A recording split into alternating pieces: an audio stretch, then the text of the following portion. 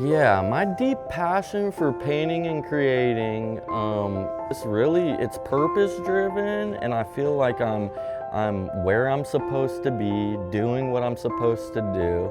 And when you have that in your innards, in your heart, I mean, you will ride this until the wheels fall off, It's just exactly what I'm supposed to be doing, so I'm willing to do anything for it. I'm Jonathan Hamrick, and I'm a muralist.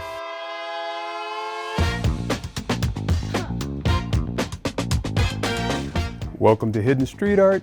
I'm here at the Oceanside Transit Center where muralist Jonathan Hamrick is transforming the pedestrian tunnel into a massive public work of art. Today we'll hear his story, his process, and why street murals are his passion. Let's step into his world. What about the large-scale work that speaks to me is really being able to do it in a public setting. In the last few years, I've gotten much more civic-minded, and I love the idea of being able to bring pieces of art to the public. And it's cool to be involved with communities that take an art initiative.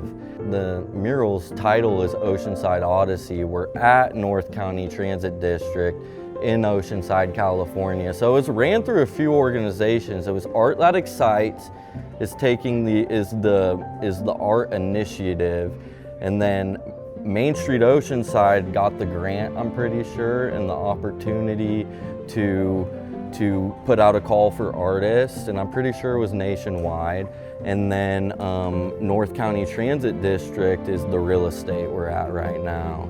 So it was months and months of designing and submitting applications and descriptions on the project, and it was a fight.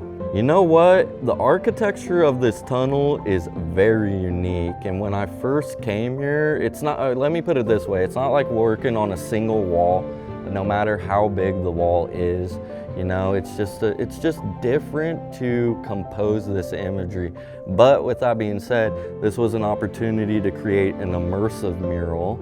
So I took that opportunity and I tried to do a concept that it was like above water in the upper areas, and then as you traverse down the ramp, you start to become below water, The vibe right now with people passing by the word for it is stupendous. Everybody loves it. I'm really not in shock about it, but it's always so empowering that everybody, every walk of life, so on and so forth, loves what we're doing. And it actually does bring a potency to their day. Murals and public art, that's kind of what I've always, I consider this a very bohemian walk of life. You really get to touch all walks of life. I always put it, in a silly way, whether it's I know the dude who lives under the bridge, I also know the dude up top Mount Soledad with the mansion and white picket fence, and it's just every last walk of life that does appreciate it.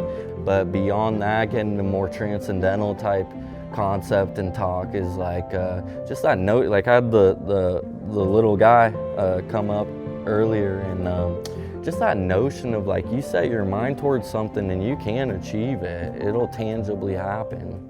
This entire scenario, to me personally at least, has been a decades-long pursuit or so, It steps into the realm of manifestation. I dreamed before I even picked up a spray paint can to work with Max Moses.